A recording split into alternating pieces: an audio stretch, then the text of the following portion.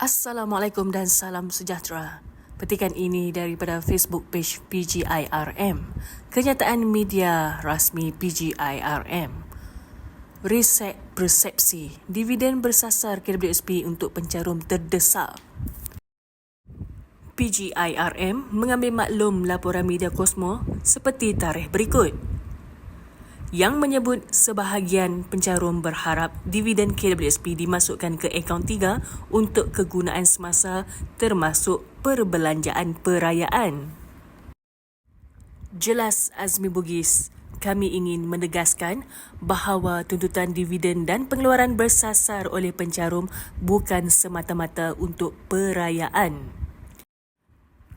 Ia adalah tindak balas kepada tekanan keuangan sebenar yang dihadapi ramai pencarum termasuk hilang pekerjaan atau pendapatan tidak menentu, beban hutang rumah, kenderaan dan keluarga, kos sara hidup yang meningkat melebihi pendapatan, keperluan asas untuk kelangsungan hidup dan menampung keluarga. Dividen KWSP adalah hasil simpanan dan pelaburan pencarum sendiri dan pengagihan bersasar bertujuan membantu mereka yang benar-benar terdesak tanpa menjejaskan kelestarian simpanan hari tua jutaan rakyat.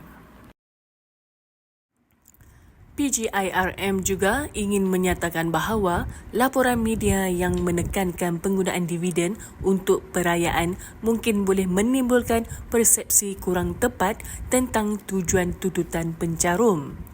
Kami menyeru semua pihak termasuk media untuk menyampaikan fakta dan konteks penuh supaya rakyat memahami bahawa dividen bersasar adalah untuk keperluan mendesak dan tekanan ekonomi sebenar, bukan semata-mata kegunaan sementara.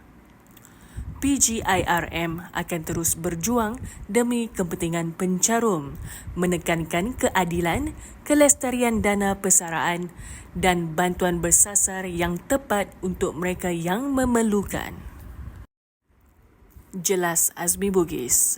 Semoga dipermudahkan segala urusan kita semua. Sekian, terima kasih. Assalamualaikum.